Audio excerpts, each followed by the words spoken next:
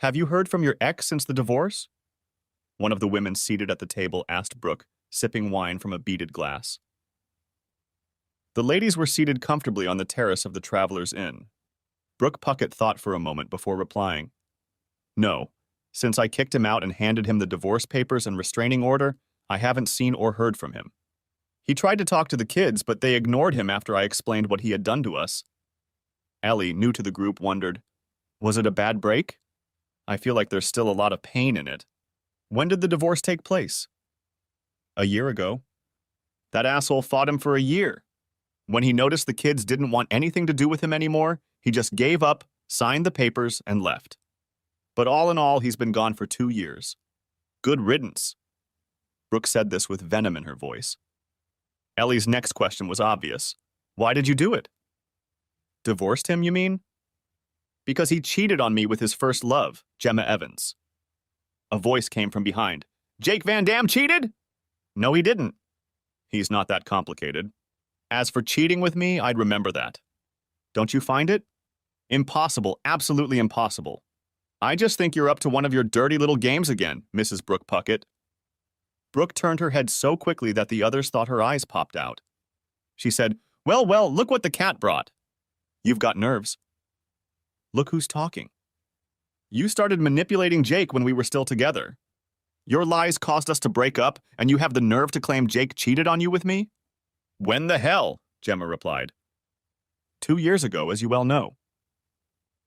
If Brooke's voice had claws, blood would have dripped from Gemma. Oh, no. If I'd had sex with Jake, I'd remember, wouldn't I? 2 years ago, I was 5,000 miles away, in Edinburgh, Scotland, studying general linguistics and tutoring non-English students. And I can attest to that with more justification than you can attest to being here at the moment. I'm back for a week after a 3-year move across the pond, and before that I taught high school on the other side of the country. Brooke turned white. This scenario was not what she had envisioned, and it was very bad news for her. If it wasn't Miss Evans, then who was your ex cheating on you with? Brooke cornered, bit her. He cheated on me and I kicked him out. Gemma wasn't finished and replied, And I think in the process of tarring and feathering you made it so he couldn't live here anymore. I think even his parents were fooled by your antics. I, for one, don't believe for a second that he was fooled at all, but was only following you. Are these children his?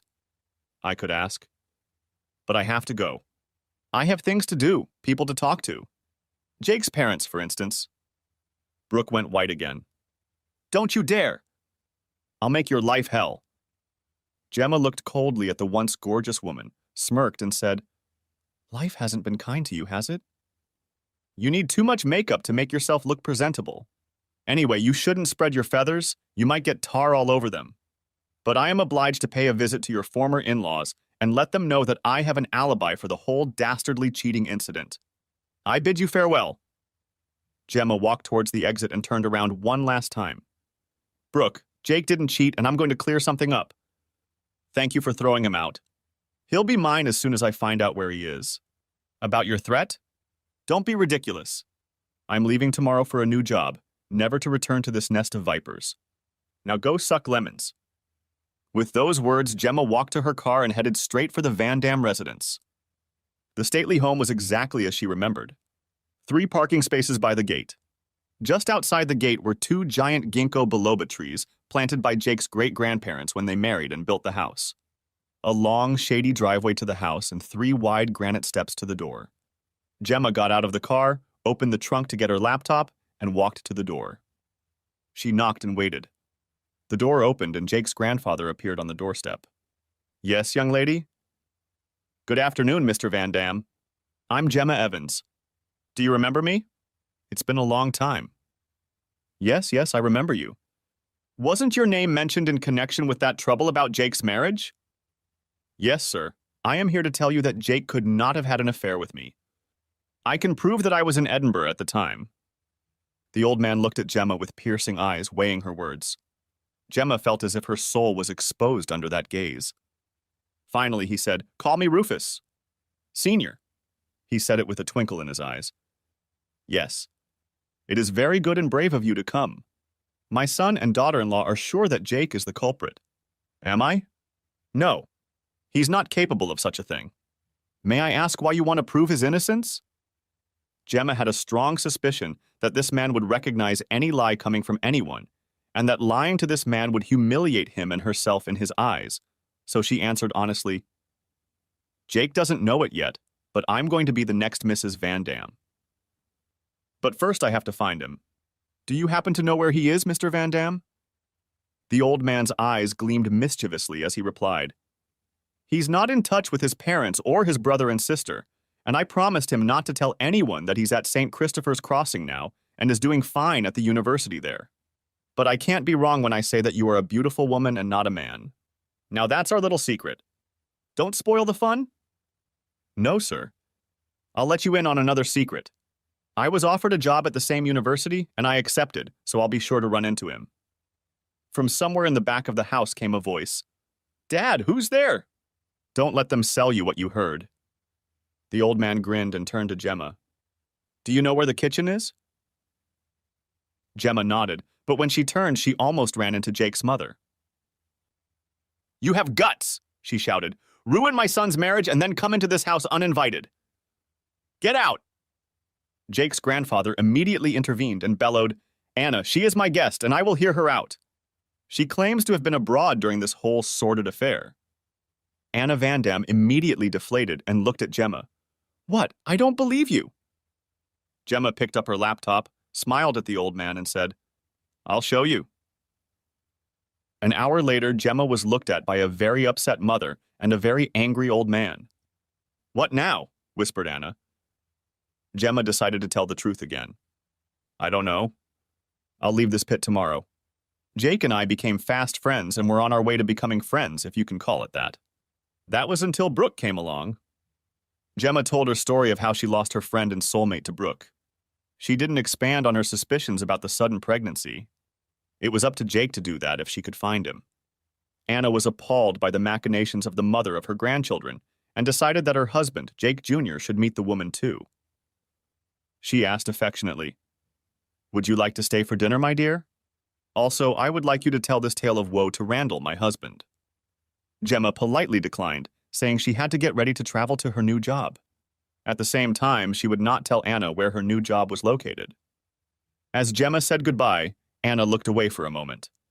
Gemma, when or if you find Jake, let us know. It seems like we've been making bad decisions and mistreating him. I really want my youngest back. Gemma replied softly, If, or better yet, when I find him, I will pass on the message, but it is not in my authority to reveal his whereabouts. Jake disappeared for a reason, and it's obvious he doesn't want to be found. With those words, she walked to her car. Halfway there, she noticed a man approaching. Shit, Jake's brother! It flashed through her mind. She looked at the man. The man was well past his age and had gotten fat. He walked like a gorilla, and he looked like one. Rough cheeks, thick neck, broad shoulders, arms wide apart as if he could not put them parallel to his body as they should be, a prominent belly, small steps, two thick upper legs rubbing together, wheezing like an old steam engine. Rufus Van Dam looked closely at the slender, dark-haired woman. The woman seemed familiar to him, but he couldn't locate her. She needs bigger boobs. B-cups don't suit me, but what legs she has. I'd like to feel them wrapped around me. He walked into the house and met his grandfather. Do we have a guest here? I noticed that broad walking toward the gate. Rufus, seeing her keeping a blank expression on his face, replied, Yes, it was an old friend of Jake's who wanted to reconnect. But we don't know where he lives, do we? That worthless, cheating son of a bitch. Young Rufus said, thinking, Put that on thick. I still need him out of the way and as far away as possible in every way. He walked up the stairs and entered his apartment, specially created for him after his accident in the house. Brooke, meanwhile, was reflecting on her life. When the divorce took place, Jacob, better known as Jake, was 35 years old and she was 2 years older. Their children were 16 and 15 years old. They were born within a year of each other. They didn't meet right away. Brooke spotted the 18-year-old when she was finishing a 10-kilometer swim. She didn't dignify him with a glance at first, until that dark-haired girl came up to him and started helping him out of his wetsuit. That got her attention. Suddenly, he looked gorgeous. She watched the couple closely. The guy had reddish-brown cropped hair, green eyes, and an oval face with a well-defined nose over generous lips. Broad shoulders, long, strong arms with wide wrists and hands with long, thin fingers. Narrow hips and very muscular legs completed the picture. As the girl began to towel him dry and he raised his arms, she noticed how his muscles tensed.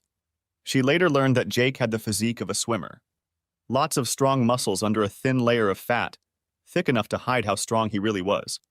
That's when she decided she wanted him and started planning how to make it happen. The fact that the girl was probably his girlfriend didn't deter her. It took Brooke 6 months to break through the shy man's barriers.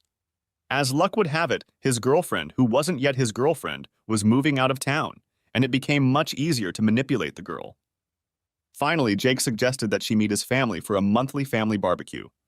Brooke now knew that he was the youngest of 3 children and a late addition to the family. His brother was 6 years older and his sister was 4 years older. At the barbecue, she looked at the 2 brothers in amazement. They were the same height, hair color, and about the same face, but that was where the similarities ended and the differences became obvious. Rufus outweighed Jake by at least 60 pounds. Whereas Jake was elegantly built and didn't have too much noticeable muscle, his brother was built like a brick house with large, bulging muscles. Also, whereas Jake was a bit of a talker, taking his time to answer and speaking softly and measuredly, his brother was all hype, boom, and superficial communication. Rufus turned his attention to the pretty girl of his stupid younger brother. He despised the brat. He thought he was too smart to like him. He decided to give the young woman a little more attention, a little more love. It took Rufus 2 weeks, lots of gifts and attention, to get Brooke settled into a decent hotel. After a month, she realized she had missed her period. When she asked Rufus, he laughed in her face. "You should have taken the pill, you stupid bitch," he told her eventually. The only men Brooke had dated were her first boyfriend and Rufus, but after Rufus, she decided she could easily handle Jake. 3 months later, Jake and Brooke were married in a small ceremony, and Brooke had been happy as a clam in her shell ever since. She had a caring husband and a bad boy as her lover. Jake was wonderful in bed and a good provider, and she had a lover on the side. Just for quick and dirty sessions of casual fornication. Rufus was so small, his secretions were so insignificant, and it was over so quickly that even his scent didn't linger. The fact that she didn't always come didn't bother her in the least. She enjoyed getting away with it. 13 years later, his lifestyle caught up with him, and trouble befell Rufus. The long and heavy use of muscle-enhancing substances had finally presented its bill, and the bill was steep. His heart. He had just collapsed at the gym, and was lucky enough to have a nurse working out next to him. That one immediately started resuscitating him. He continued to do so until the ambulances arrived, and an automated ventilator was placed over Rufus. When doctors arrived at the hospital, after a few quick tests, they concluded that he had a ruptured myocardium caused by prolonged and excessive use of anabolic steroids. He was immediately sent for surgery. Rufus was discharged from the hospital as a man in a different body. The pronounced musculature was gone. He was flabby and in very poor condition. He soon realized that he would need constant and long-term care. Over the course of several months, he began to groom Brooke. He belittled Jake, telling Brooke that she should not have to put up with financial constraints and demand that Jake increase his income, that she deserved better, and he, playing the victim, was exaggerating his suffering. Gradually, his campaign had an effect. Brooke began to change her behavior toward Jake, and not for the better. She began to pick on him. At first, minor domestic irritants were enough to set Brooke off. A little later, she wanted her own car because the old junk wasn't something she wanted to be seen in. Brooke didn't notice what she was doing to Jake. Then again, she'd never pushed him this hard or this far. She faltered when Jake just walked away in the middle of a prolonged tirade. The kids had already run out of the room, wondering aloud when their father would stop taking hits. "Come back," she shouted. "I'm not done with you yet." "Come back, you hear me?" Jake simply walked into his small office, closed the door, and turned on his laptop. A few minutes later, Brooke walked into the office. Jake looked up and growled, "Get out of here!" At that moment, Brooke realized that Jake had reached his limit, and if she kept pushing, he would retaliate. She, after being married to Jake for almost 15 years, never realized that he was one of those men who kept taking the hits in stride. It was only when his fingers were on the edge of the ravine that he would step back and react. When that happened to these men, they would start fighting back and explode without any warning. Jake looked into the rift that Brooke had torn in his soul and realized it was too deep. He'd had enough. He needed to protect himself. Jake had always known that Rufus would inherit the family company. It was a successful company that supplied the aviation industry with specially designed parts when there was a need for an airplane to perform above a guaranteed safety level. Jake earned a doctorate in aeronautics and a master's degree in industrial design. His grandfather was preparing him for his role as a future CTO. That was until his father took over the company. He pushed Jake aside. Jake suspected his brother had a hand in it, but he didn't care. He already had more work than he could handle. When his father had fired him on a technicality, he'd tried to get Jake to sign a document to keep him from working for the competition. Jake laughed out loud in his face, walked out, kissed his father's secretary, and sang the lyrics to Tommy by The Who. I'm free. I'm free. And freedom tastes like reality. As he left the house. When a major competitor found out about Jake's layoff, they made him an offer he couldn't refuse. He grabbed it with both hands. He was now working 28 hours a week for the same paycheck as he had at his father's company working full-time. The benefits were much better, too. Jake realized that his father and brother would want him out of the way and had expected it years ago. On his grandfather's advice, he started his own company and based it in Luxembourg. All of his freelance work went through this company. Most of the revenue went into an offshore internet account in one of the other tax havens in Europe. The other, smaller portion went into his regular account. Brooke never asked where the extra money was coming from, just that Jake was moonlighting on the side to get the extra funds. Suddenly, this arrangement became very convenient. He changed his instructions so that all the money went into an offshore account. He had absolutely no intention of stopping his freelance work. It wasn't even legally possible. Contracts had to be reckoned with. In his office, he decided that he needed to spend more time with his children, and so stopped working those ungodly hours. The next morning, Jake was reading the paper on his tablet, washing it down with his customary cup of coffee, when Brooke walked into the kitchen. Where have you been all night? I've been waiting for you. Sure, for about 5 minutes, and then you fell asleep. Cynicism doesn't suit you. Tell me everything. But before you drift off, I need to say a few words to you. Brooke swallowed the venomous reply. Instead, she said wryly, Really, the word is yours. Jake said, You do realize that yesterday I worked about 30 days of 15-hour days without a single day off. I did it just to meet your demands, and you keep asking for more. In all that time, I haven't seen the kids for more than 4 hours, and now that's going to change. I've returned all my freelance assignments to my clients. I now work 30 hours a week. No more. If you want more, get a job and work. He was quiet for a few seconds, and when Brooke started, he raised his hand. I'm not done, he said. I think your behavior towards me is horrible, and if you keep this up, we're going to get a divorce. The ball is in your court. I'm leaving, and for a change, I'm going to have breakfast that I didn't make myself.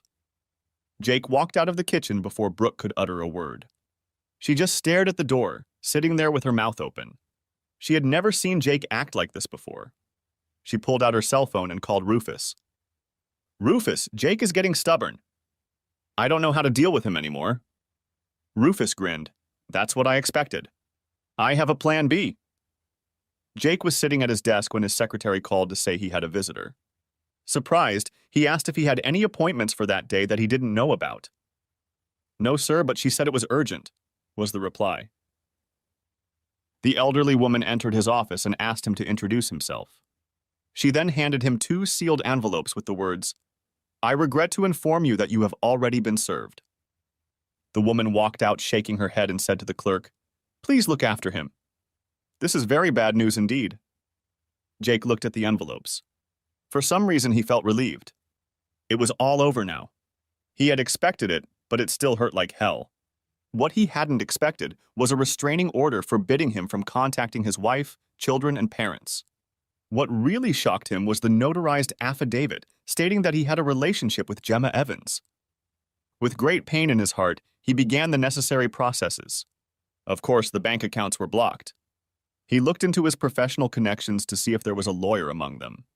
There wasn't one, but one client had gone through the same ordeal as Jake and referred him to her attorney. Finally, he rented a small apartment, just enough for the immediate future. Back to the present. Brooke noticed Olivia and Brian discussing something. Their voices were quiet, but not so quiet that Brooke could hear what they were talking about. It sounded like her son had a problem and wanted to talk to his father about it. Brooke interjected, "Why, if you have a problem, don't you talk to your Uncle Rufus about it?" Olivia mockingly replied, "What could that sweaty fat pervert have to say that even remotely resembles a reasonable person?" Brooke was stunned and insulted by proxy.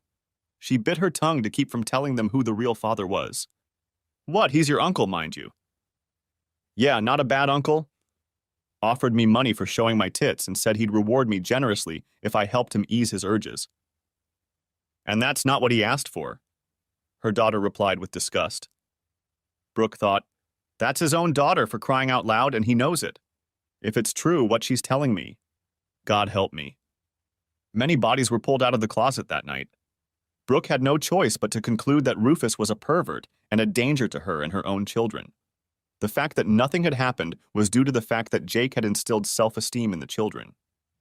Now the serious problem was the fact that she would soon be dependent on Rufus for income and lifestyle. Jake was paying a huge amount of money for child support.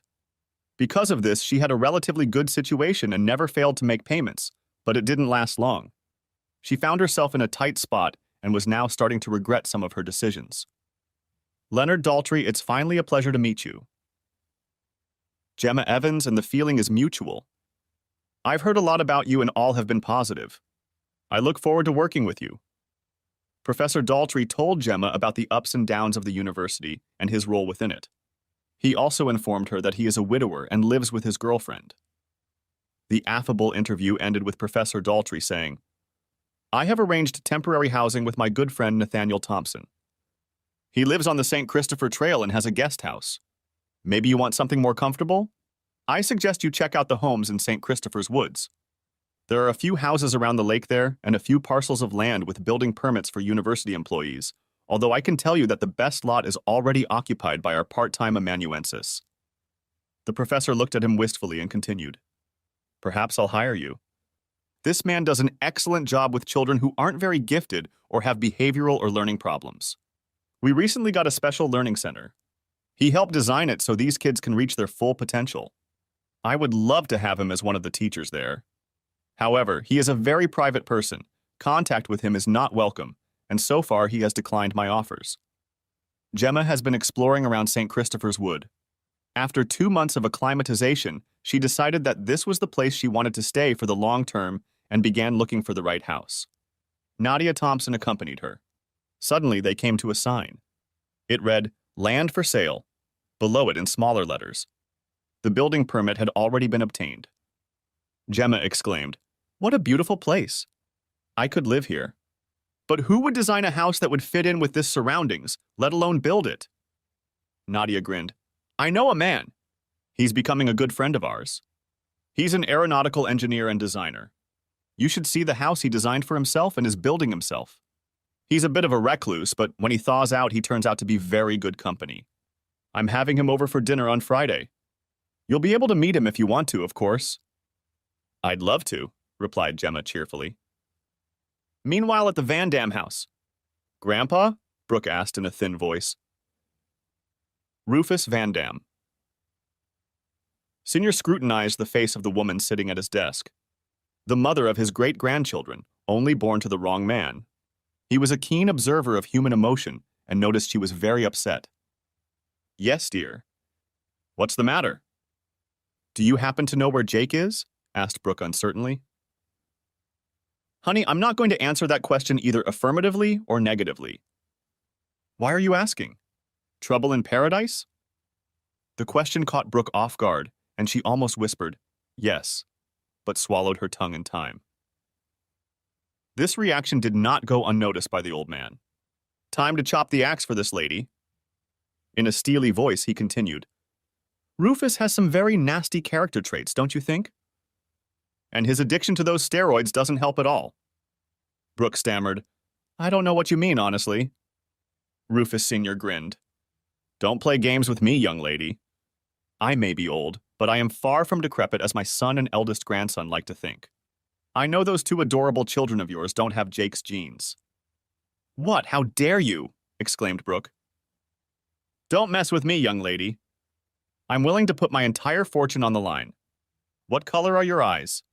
Blue. And Jake's? Green. And both your children? Brown. There you go. It's almost genetically impossible. They look like they belong to Jake, because Rufus and Jake look like each other once too. But Rufus has brown eyes and you spent a lot of time in his bed. Brooke felt the world crumble beneath her. She gripped the backs of the chairs until her fingers turned white. She tried to say something, but her tongue refused to obey. Grandpa was relentless. You're on your own. You put yourself completely at the mercy of the wrong man. You let him manipulate you and your children. And now that the outcome was not what you expected, you want Jake back in the saddle? Whether or not I know where Jake is, I'm not going to help you. Now get out.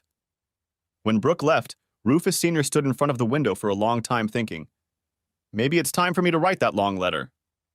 The two women had become friends since Gemma had been boarding with the Thompson couple, but she had never been invited into their home until now. Waiting for an answer to her knock on the door, she looked around. She was a little nervous. The door opened. Oh, hi. You must be Gemma. I'm Nathaniel, but everyone calls me Nathan. Only Nadia, when she gets mad at me, calls me Nathaniel. Come on in. Nadia's in the kitchen. Gemma was a little shocked when she saw the scar running down the handsome face. As he turned to walk her into the kitchen, she noticed that he was very trim, but walked with a slight limp. What had happened to him? A warm welcome awaited her in the kitchen. Gemma introduced herself to Jacob, their young son, and then turned to Nadia. This house and its surroundings are stunning. How did you find such a gem?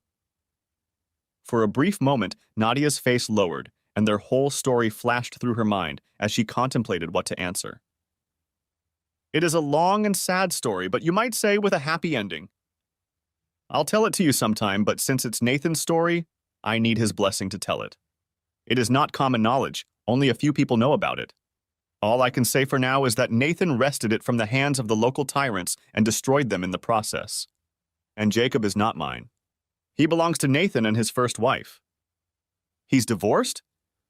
Before he met you? No, he's a widower. But I am very happy to tell you that in 6 months, Jacob will no longer be an only child in this house. Gemma hugged Nadia, exclaiming, That's wonderful news. She wanted to ask when the baby would be born, but Nathan interrupted her. Gemma, let me introduce you to... Jake, Gemma exclaimed. Without thinking, she ran up to him and hugged him. Jake didn't react in any way, only said, Gemma, long time no see. Embarrassed, Gemma let him go.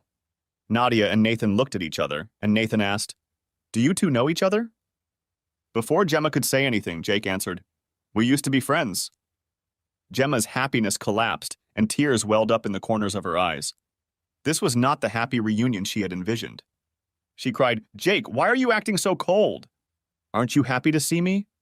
I missed you so much. Jake was surprised and even more confused. He looked at his hosts. Nathan only nodded and said, We'd better get out of your way right away. You can use the study over there. Sitting in the study, Jake looked at his former and now very upset friend. Gemma, he said, you told Brooke that you had sex with me while I was married to her. You even signed the affidavit. That was the end of my marriage. Why should I be happy to see you? Those lies hurt me deeply. It suddenly dawned on Gemma how deep the deception had gone. She resented the fact that Brooke had manipulated her in such a way to ruin Jake and Jake's image in the community where he lived. She sat up straight and said to Jake with firm determination in her voice, I want you to listen to me very carefully. Before coming here, I lived in Europe for 3 years. I would never have told her that. I heard Brooke bragging about it in the pub, and I told her off publicly right then and there. After that, I went to your parents to tell them where I'd been for the last 3 years. I talked to your grandfather too. We had a good long talk. He was the one who told me that you were doing well and that it was likely that I would meet you here. I didn't realize it would happen so soon, and I had already decided to go and look for you. I've missed you a lot, to be honest. Jake blushed. But the affidavit? It's forged. And if you still have the original, someone's going to be in big trouble. Jake, I loved you, I still do, but I would never have gotten into bed with you when you were still a married man. I would never have done that to you. All this time I've been thinking about you betraying me and wondering what I did to you to deserve it. So you believe me then? Of course. You've provided me with at least one verifiable fact with just a phone call to my grandfather. I think you can prove the others just as easily. Most importantly, you've never lied to me in the past. So yes, I believe you. Gemma felt relieved. That hurdle had been overcome. The next was how to communicate her feelings to him. And would he reciprocate those feelings? She swallowed and, gathering all her courage, asked, "Can we kiss and make up?" At that, she pushed back her chair. Jake did the same, walked over to her and hugged her, asking, "Can you forgive me?" "For what?" asked Gemma indignantly. "You've been manipulated in the most horrible way." "There is nothing to forgive." Jake wanted to kiss Gemma on the cheek, but Gemma quickly turned her head and her lips met his. Putting her hand behind his head, she pulled him against her and quickly ran her tongue over his lips. She broke the kiss afterwards, smiling broadly. Jake felt stunned. "Did you just kiss me? Did that really happen? Did you just kiss me?" he asked her. "Yes. I've wanted to ever since I found out you were no longer married to that harlot. I've already told Brooke that I have a claim on you. Just tell me when I'm in too much of a hurry. But slow or fast, I'm coming for you."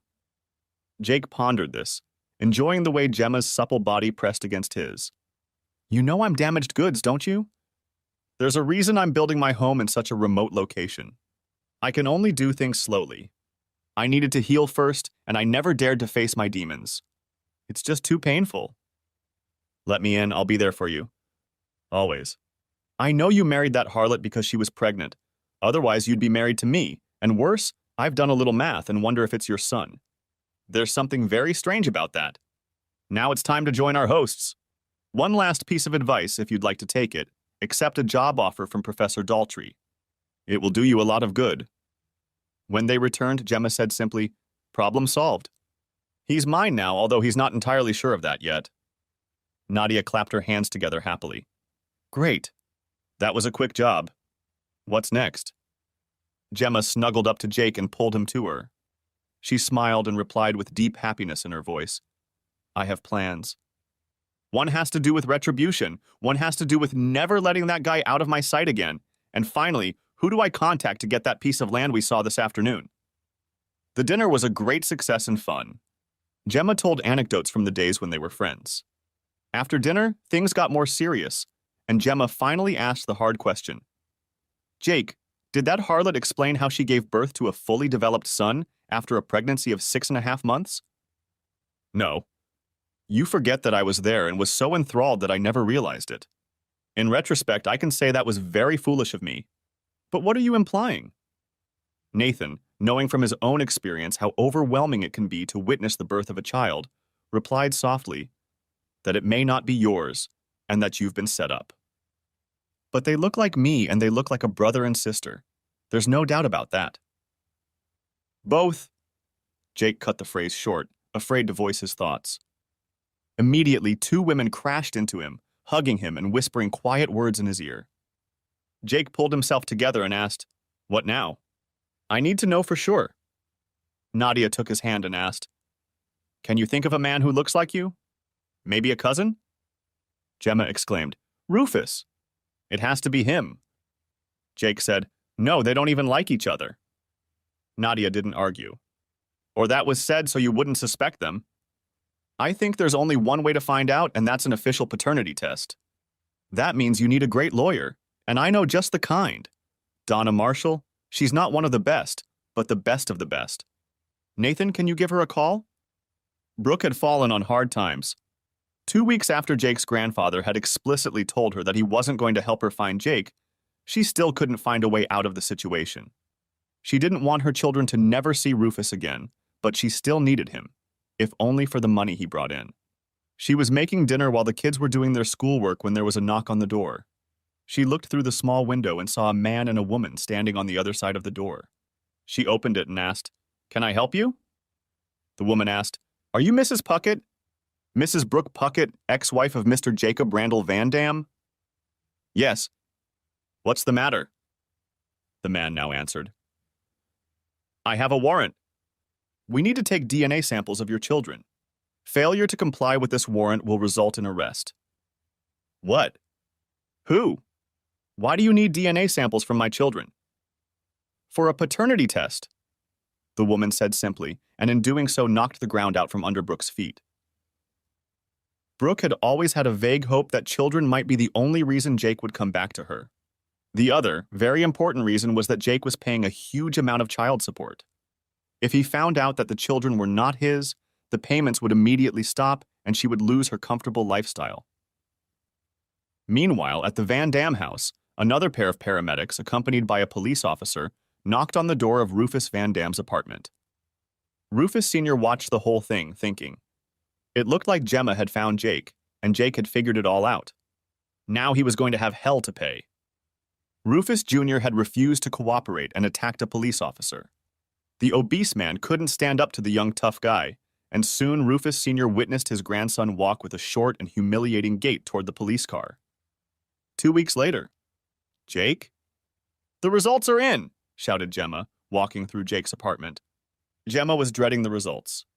It was going to be very difficult for Jake either way, and Gemma would have to work hard to support him. Jake and Gemma sat on the couch, and Jake read the document and the attached test results. When he finished, Gemma saw that he had turned white and was suddenly very worried. Jake, she asked, what's wrong? You look like you're having a heart attack. I'm not having a heart attack, but I'm going to have one. Both kids belong to Rufus, and both he and that cheating bitch ex-wife are going to pay me back for everything they've done to me and more. Gemma pressed herself against Jake, trying to comfort him. He felt great around her, and she hoped it would be the same the other way around. Jake still didn't respond to her advances. They hugged, sometimes chastely pecking each other on the cheek, but nothing more. Gemma could already feel her need beating against the back of her teeth. She looked at his face, and suddenly Jake was looking at her again, with a vulnerable and shy expression in his eyes. Gemma, please don't misunderstand me. I love you with all my heart, and I've been berating myself for letting Brooke drag me away when you weren't home. I know you need and want more than I can give at this moment. Please believe me when I say that these feelings are mutual. But before I give myself completely, I need to resolve this situation, and I promise I will resolve it. I will resolve it the hard way, and I don't want you in the thick of it. Also, if we start now, I feel like you'll become a rebound, and that wouldn't be fair to you and your feelings for me. I can totally understand if you don't have the patience for all of this and want to be free. Just tell me and we'll part without any hard feelings on my part. Relief came over Gemma like a cool shower after a hot and tiring day. She knew from the past how difficult it had been for this shy man to express his deepest emotions, and she acutely felt the deep love supporting those words. She gave herself a few seconds to savor these feelings. Releasing her hand from behind Jake's back, Gemma drew his head down and kissed him like she'd never kissed a man before. Softly, with a light touch of her tongue on his lips, and with all the love she had to give to this gentle and beautiful man. Jake felt as if a 9-volt battery had been applied to his lips. He was shocked for several reasons at once. The first was the obvious, and the second was that Gemma didn't want to take the way out he'd offered. She said softly, almost touching his lips, "Nonsense, Jake. No more excuses. You won't get rid of me that easily now that you've professed your love for me. You'll find me in the thick of things every second because I'll be there to support you and help you." Jake put his arms around Gemma, kissed the top of her head, thinking, "God, she smells so good," and whispered shyly, "Why don't you put off building the house until this mess is resolved one way or another? You probably won't need it by then. I might as well modernize and expand my house to suit your wishes." Gemma was stunned. Had he really just offered to let me move in with him? She decided to ask. Does that sound like an invitation to move in with you? It does. You've just committed yourself to me, and I want you to know that I'm just as committed to you. If you want a ring and the appropriate ceremony that goes with it, I'll agree. But to me, marriage is an empty phrase. If we tell each other we're a faithful couple for life and jump the broom, it's just as valid to me. Yes, I want the ring.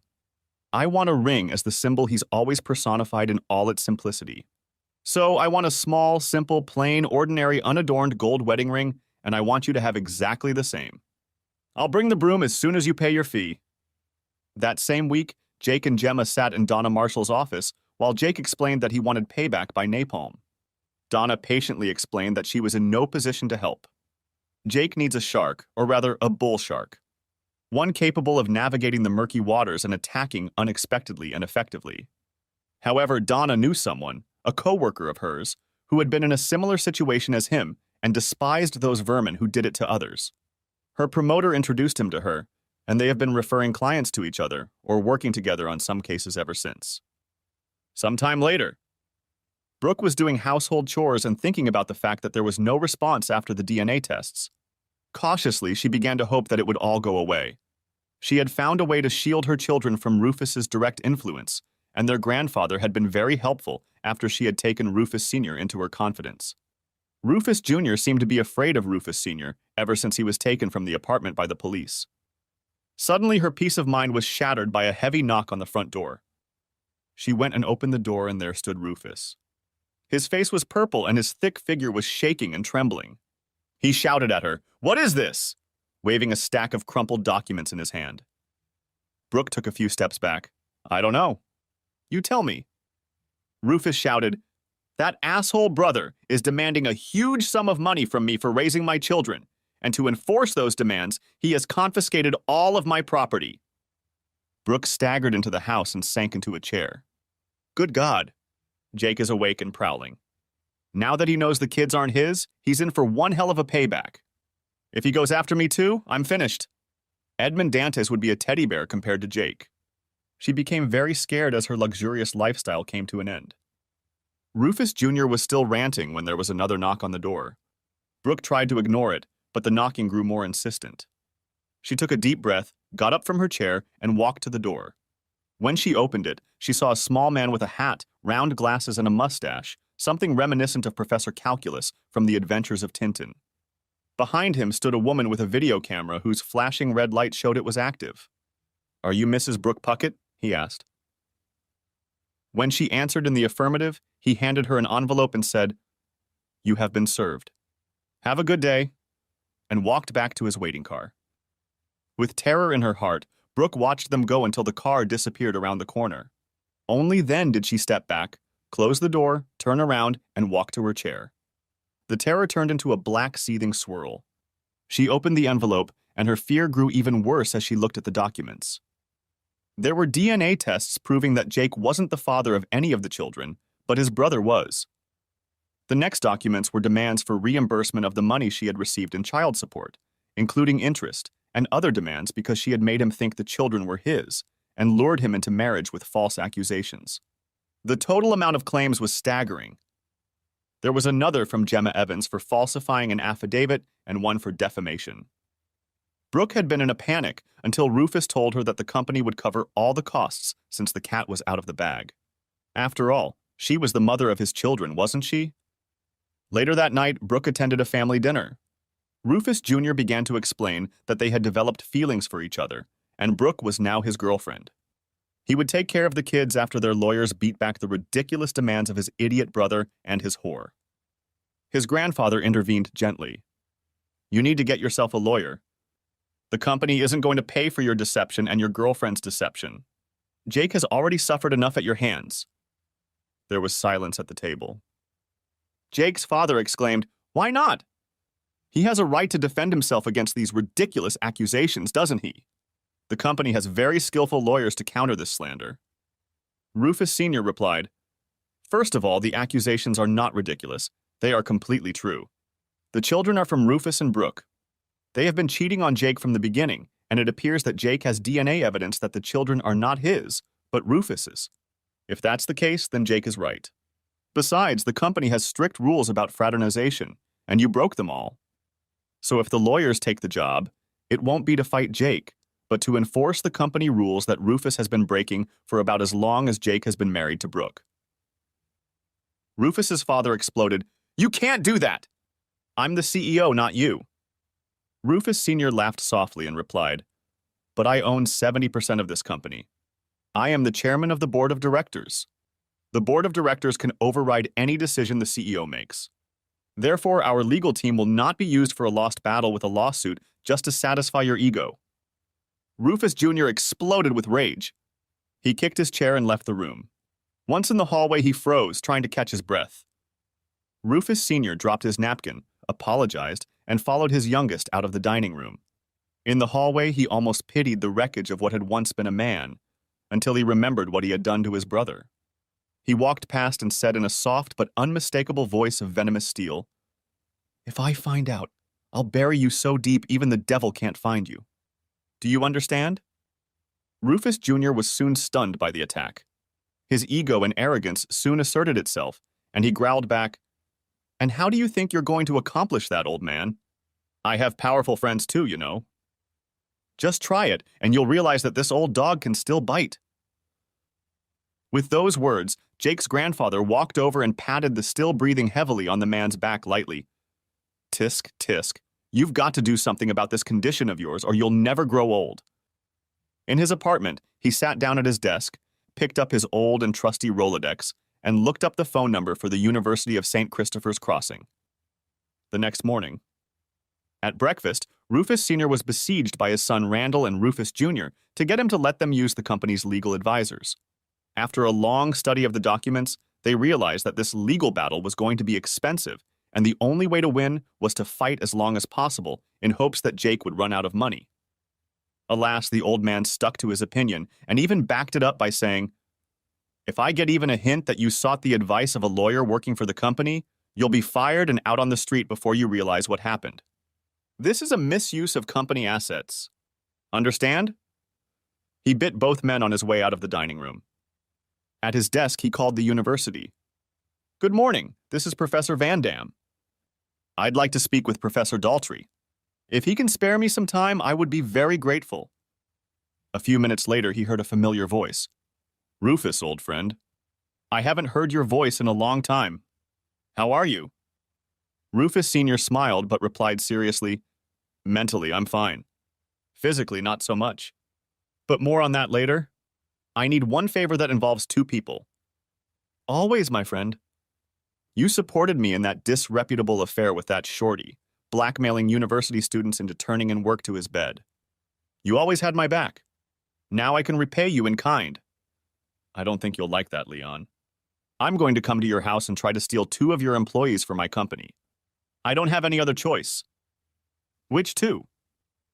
"Jake Van Dam and Gemma Evans." "Oh," said Leon. "I understand your grandson, but Miss Evans?" "I had a chat with Miss Evans, and she told me that rumors had reached her about Jake's marriage and some foul play. She came to the house to rectify the situation and said she wanted to track down Jake since he was divorced. Judging by the commotion in my family, she found him, and I seriously believe they've already connected." "You wouldn't be wrong. When are we going to see each other?" "I'm asking to make them available when you want to talk to them." "Is it a 2-hour drive?" "I can be on my way within half an hour. I would like you to be present as well. Is that possible?" "I'll make it possible." "You seem to be in a hurry." "Yes," Rufus Sr. replied simply. "I'll see you in a few hours."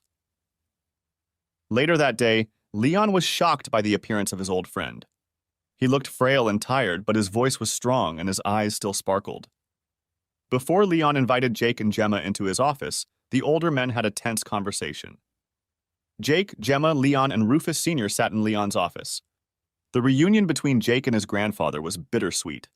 Regret that the reunion had taken so long and happiness that they could hug each other again.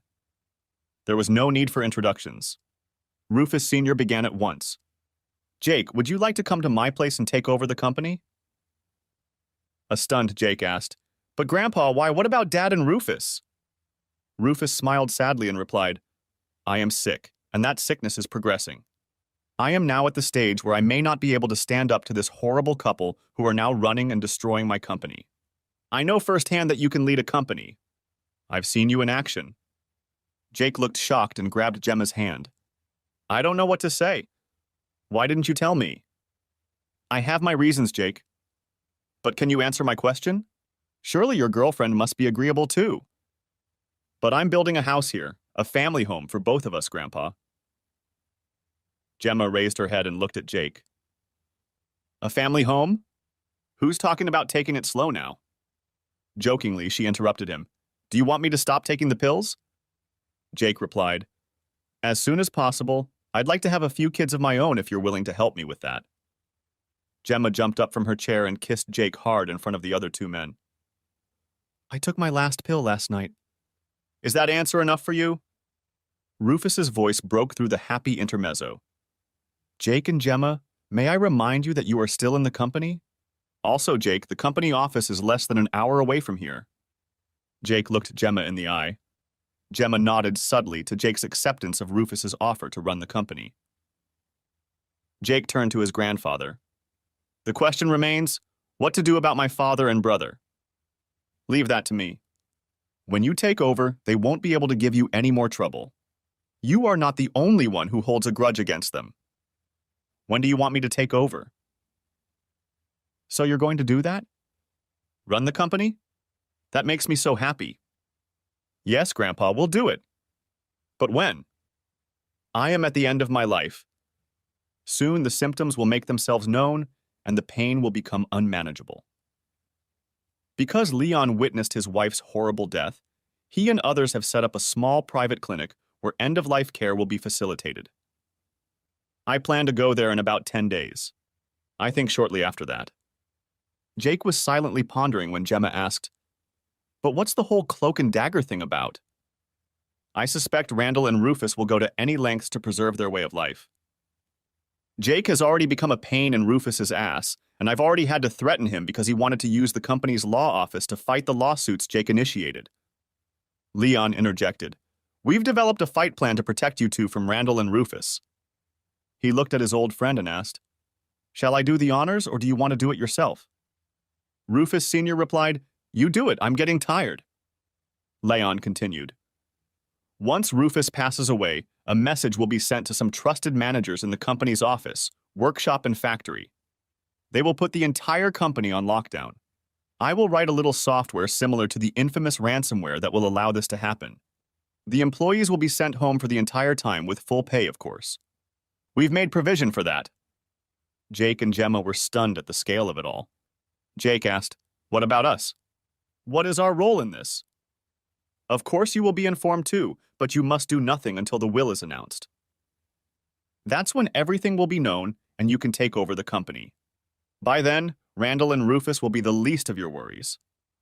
Jake's grandfather sighed tiredly. We've already taken care of that. He raised his eyes to Jake and said, I'll write you a letter explaining everything. In the meantime, it's best that you remain in the dark about everything that's going on. Grandpa, will you let me visit you at the clinic? Asked Jake with a tremor in his voice. No, son, you'd better leave me alone. It won't be a pretty sight, and I want to be alone when I meet my maker. This is a farewell for us. One last question. Please take care of your mother. She, like you, is an innocent bystander. I promise, Grandfather. We will take care of Mom. With that, they said goodbye, and a very emotional Jake headed home with Gemma in his arms.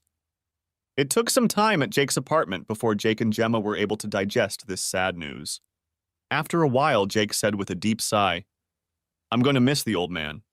He was like a father to me, much more than my father. He only had eyes for Rufus.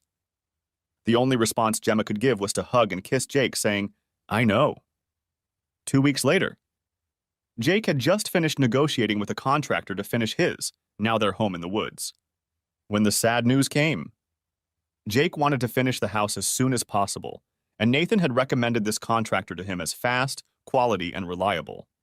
After deciding to stay together, Jake remodeled the house and expanded it significantly. It will now be a 5-bedroom home with 2 living rooms and everything that goes with it. The house would be heated by a deep geothermal system, and the power would come from solar panels and 2 wind turbines. Jake was sitting in front of the house with the sad news in his hands when Gemma arrived. She tried to comfort him, but she only partially succeeded.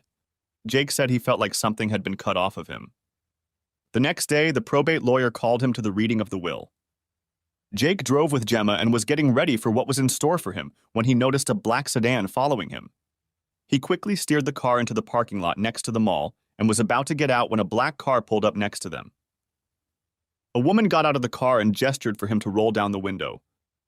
Jake did so without turning off the engine or pressing the gas pedal until the woman showed her ID. "Sir, we're with the FBI, and we want to protect you until this case is over.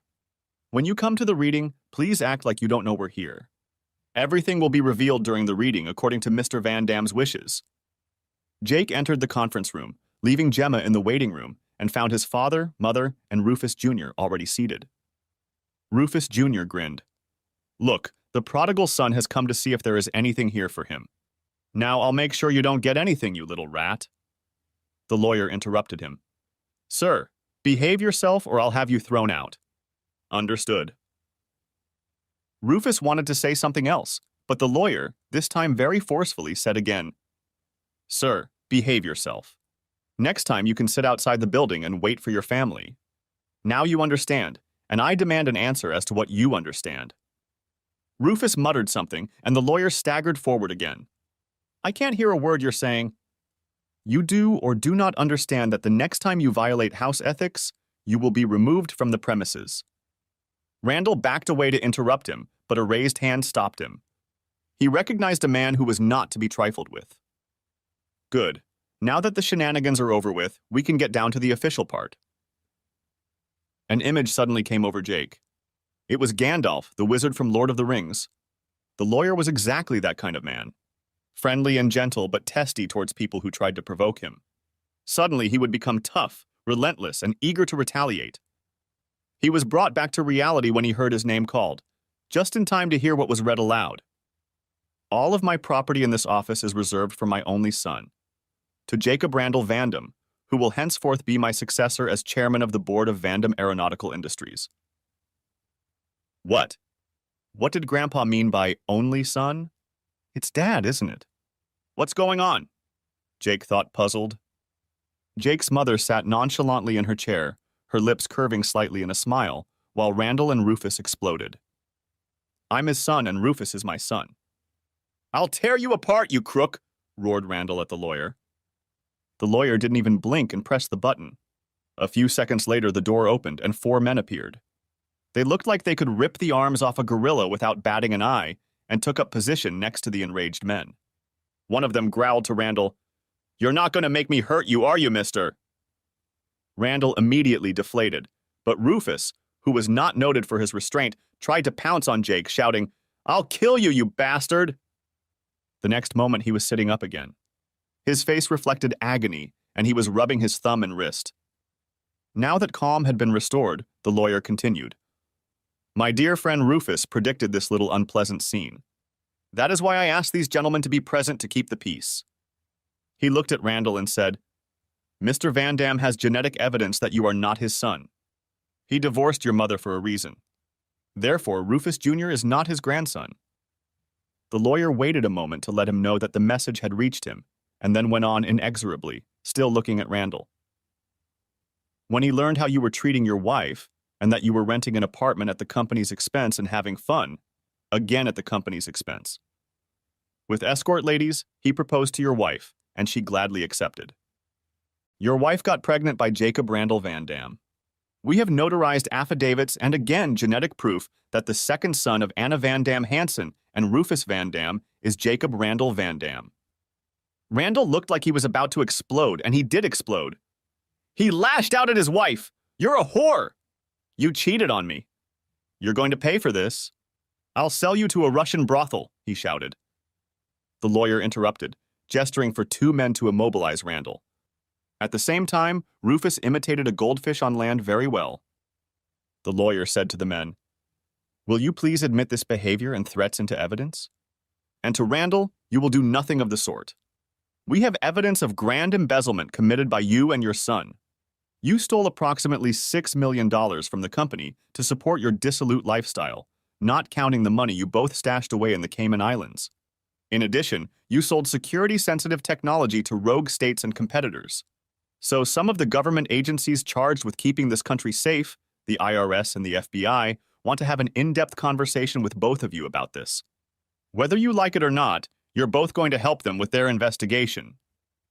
He looked at the 4 men holding Randall and Rufus in their seats and said, "Would you be so kind as to escort these men to the exit and turn them over to the authorities?" Brooke waited outside. She saw Jake walk in with this woman, Gemma. Gemma kept her word as she saw Jake give her a masterly hug. Half an hour later, her world came crashing down as she saw Rufus and his father being let out, read their driver's licenses, and taken away in separate cars. What happened here, Brooke thought. After a few seconds, panic overwhelmed her and she clutched at one of the men escorting the father and son and handed them over to the police. I can't tell you, ma'am. All I can tell you is that they are going to assist the authorities in their investigation, and it's going to take a long time, the man said. One of them explained, looks like they're wanted for fraud, embezzlement, industrial espionage, and transferring classified technology to sanctioned countries. I guess we won't see them again in the next 20 years. Who will run Van Dam's industries when they're gone? Asked Brooke, while the emptiness in her stomach grew deeper. The other person. The one who came in with that snitch in his arms. Suddenly, Brooke felt unreal. She didn't know what had happened in the office, but Jake had come out on top. The luxurious life and protection from Jake's lawsuit that Rufus had promised her had evaporated. Depressed, she walked to Rufus's car and found it unlocked, and the key fob lying on the center console. Distraught, she drove home. 1 month later, Brooke was on a tear. Her meager income wasn't enough to support a household, let alone the luxuries she had grown accustomed to in her, as she called it, former life. Now she had to find a plan on how to increase her income or reduce her expenses. Of particular concern was the children's school fees. The only way out she saw was to try to get Jake to take care of the children, which meant she'd have to pry him out of that harlot's arms again. In her time with Rufus, she'd partied a lot, drank a lot. At Rufus's insistence, she'd had considerable plastic surgery to tighten the belly that had appeared after the birth of her 2 children, had her breasts lifted and enlarged, had a facelift, and had her lips tinted. As a result, she had lost her natural look, which was what had attracted Jake. Now she looked like singer Cher, but without the healthy glow. Brooke's skin was kind of loose and artificial. Brooke paid no attention to any of this and was sure she could replace that harlot Gemma without a problem. Early morning. Brooke was sitting in her car. She parked it so she could see who would be coming out of the house. If it was Jake, she would leave and come back another time. And if it was that harlot, she would wait a few minutes to make sure there was little chance of Gemma returning, and then go bang on the door and get her husband back. Suddenly, she saw a blue Nissan Rogue appear and disappear around the corner in a flash. She checked her makeup one more time, waited 5 minutes, got out of the car, and walked to the front door. Brooke had heard that Jake had designed and partially built the house himself. She forced herself to take a good look so she knew what to praise. She could always encourage him to remodel the house to his liking. The house seemed to grow out of the hill. It perched at the top and its facade faced north. The small front showed 2 large windows next to the door, covered by shutters. Brooke took a deep breath, pulled her shirt down a little to emphasize her cleavage, pulled the door knocker back and released it. The knock rumbled through the house and Brooke waited. And waited she did. Just as she was about to turn around, the door opened silently and Jake appeared. He looked her over, his face expressionless, but he said nothing, certainly not inviting her in. Finally, she said in a sultry voice, "Hi, Jake. You look good. Life is treating you well, I see." "Brooke, I've been waiting for you to call for some reason." "What do you want?" "I want us to talk." "Aren't you inviting me in?" Jake sighed. "Let's get this over with once and for all." He thought. "Then come in," he replied tiredly. He led her into his office. It was closest to the door, and he didn't want Brooke assessing the rest of the house. Jake guessed why she had come. Gesturing for her to sit down, he took the chair on the other side of the desk and said, "Okay, Brooke, talk. What do you want from me?" "Aren't you going to show me the rest of the house?" "No, why would I?" "Now tell me why you're here." "Jake, don't you realize we belong together? We have a history and 2 children together. Now I need you to come back to me." Jake looked at Brooke. A thought flashed through his mind. What's going on here? Is she going crazy? Out loud, he said, "We do have a history. But my recollection of that history is a hell of a lot different than yours. You must be out of your mind if you think you and I will ever get back together." Jake's answer didn't seem to bother Brooke in the least. "I admit I made a mistake, but there are still children to think about. I can't provide for them properly." They're not mine. I have conclusive evidence that they're from my half-brother.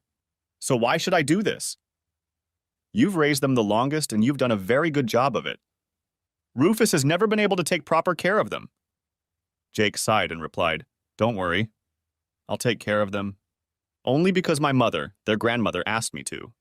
She begged me to take care of them, and I took care of them so that you couldn't get your greedy hands on that money. I certainly don't want to improve your lifestyle. Brooke stammered. This was not at all how she had envisioned this conversation. Jake had always been amenable to her demands, and she had completely forgotten about what had happened before their divorce. Now she'd hit a wall. She wanted him to take care of her children and herself. She tried a different approach. Jake, she purred, I know I've hurt you, but it's all because of Rufus's influence. Now that he's out of the world, we can be very useful to each other. Think what I can do for you. I know tricks in bed that would blow your mind. Dump that frigid witch and come back to me. We could have a good life. The four of us, like a family should. Jake was silent for a few moments, and Brooke decided she had won the battle.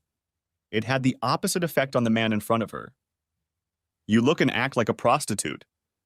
Our past makes me think I should avoid you at all times. I'm not going to touch you, even in a dangerous costume. As for your children, I've arranged housing in St. Christopher's Crossing, since Olivia will be attending college there. Brian will be living with his grandmother until he goes to college there as well. You will not be able to properly care for him and provide housing for him, so I have taken care of that. However, you will not get a dime from me.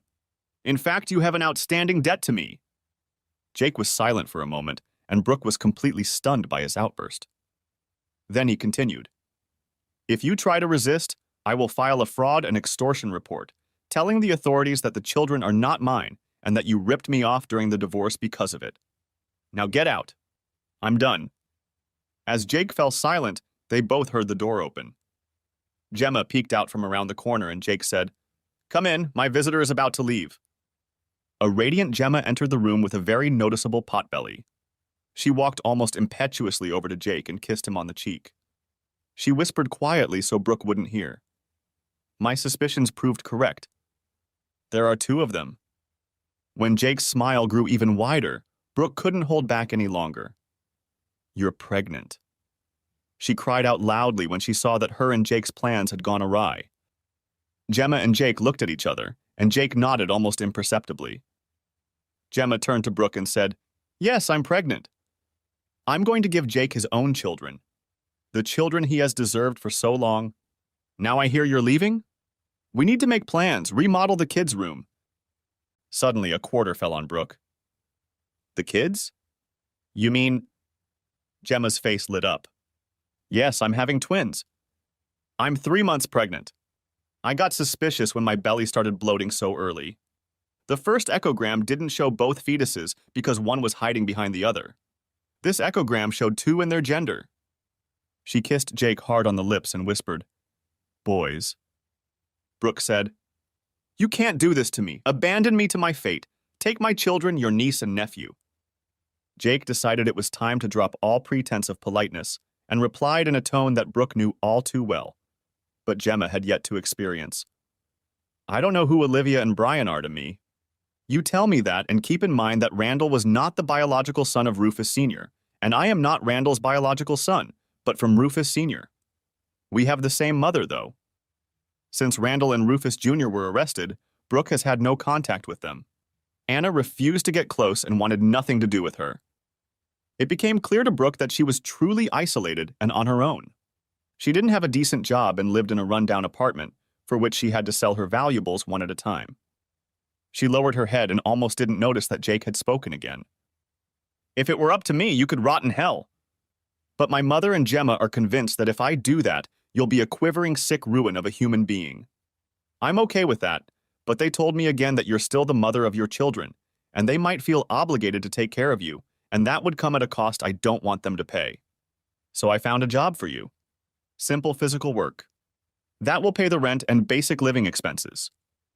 Brooke had already applied for several jobs, but was rejected each time. She would have to look somewhere far away to find a job, and she wouldn't be able to see her children at all. Jake handed her a card with an address and phone number, and Gemma said, This is your only chance to keep in touch with the kids, because it's the only job for you after the lawsuits are heard by the judge. If you don't use it, we will take our hands off you. And we won't take your children. They've decided on their own that Olivia will live at St. Christopher's Crossing and Brian will live with Anna. They understand perfectly well what you've done to the man they thought was their father. Now Gemma gestured to Brooke that it was time to leave. In front of the door, she told Brooke, "In the end, I won. I have Jake and I will have his children. Your selfishness ruined Jake. You bet on the wrong man for imaginary luxury. I have the best man and you have nothing." Gemma cast a hard look at Brooke and continued, "I'm warning you. If you try anything with Jake, I will stand in your way. If you try to manipulate your children and try to turn them against him or hurt Jake in any way, I will come after you and I will not stop until you are completely destroyed. Do you understand?" Brooke's mouth dropped open at the blatant threats and overt hostility that Gemma radiated. "Answer me. Do you understand? You've hurt Jake enough and it stops here and now. Do you understand what I'm saying?" Brooke spoke very forcefully, almost shouting. Brooke replied softly, "Yes, I understand. No direct contact with Jake, only through you." "Yes. Now get out." Brooke, who a few hours ago had stood so confidently in front of the mirror, was no more. Her world had crumbled in the last 45 minutes. Brooke walked to her car. Inside, Gemma was nestled snugly in Jake's lap. She sighed, "You're mine. It took me almost 20 years to get here, but we're together again." In spite of Brooke and thanks to her stupidity, after a moment she rose to her feet and pulled Jake with her. "We need to practice." "Practice? What for?" asked Jake. "Number 3, of course." And giggling, she pulled him into the bedroom. Thanks for watching. I hope you enjoyed it. So subscribe to my channel and watch the next video.